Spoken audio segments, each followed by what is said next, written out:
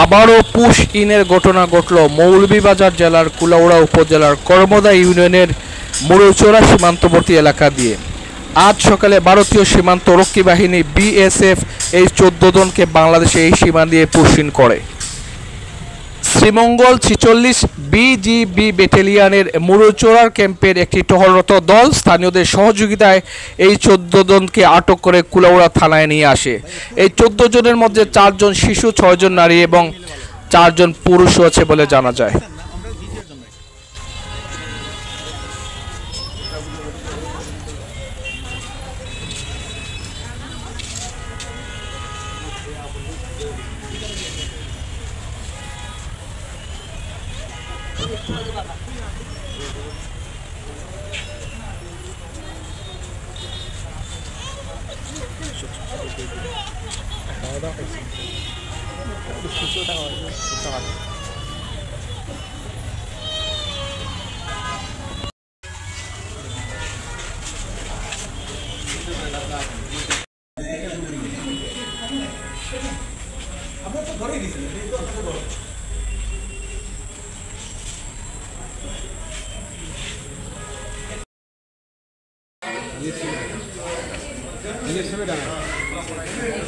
কি বলছে আপনাদেরকে যখন পুশ করছে?